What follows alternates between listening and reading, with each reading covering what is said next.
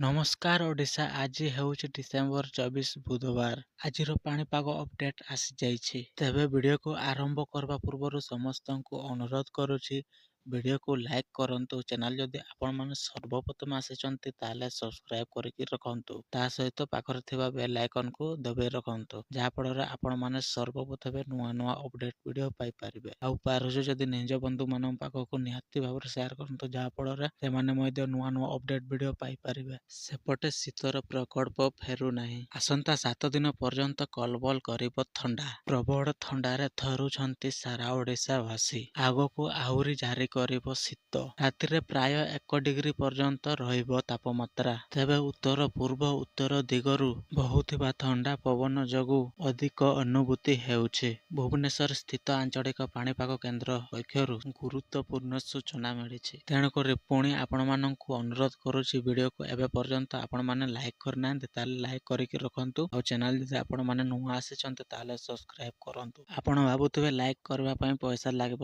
Like ଆଉ subscribe କରିବା ପାଇଁ ବିଲକୁଲ ଫ୍ରି।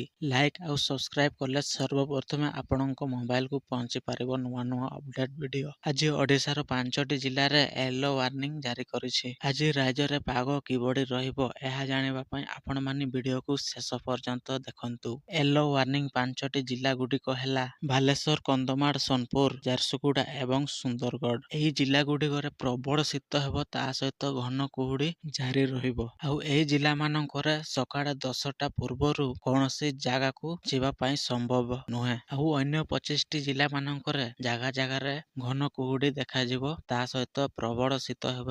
ରାଜ୍ୟରେ ପାଗ ଶୁଖିଲା ରହିବ। ଦର୍ଶକ ବନ୍ଧୁ, ଆଜି ପାଇଁ ଖବର ଏତିକି। ଭିଡ଼ିଓକୁ ଆପଣମାନେ ଯଦି ଏବେ ପର୍ଯ୍ୟନ୍ତ ଲାଇକ୍ କରିନାହାନ୍ତି ତାହେଲେ ଲାଇକ୍ କରନ୍ତୁ। ଆଉ ଚ୍ୟାନେଲ ଯଦି ଆପଣମାନେ ନୂଆ ଆସିଛନ୍ତି ତାହେଲେ ସବସ୍କ୍ରାଇବ୍ କରିକି ରଖନ୍ତୁ।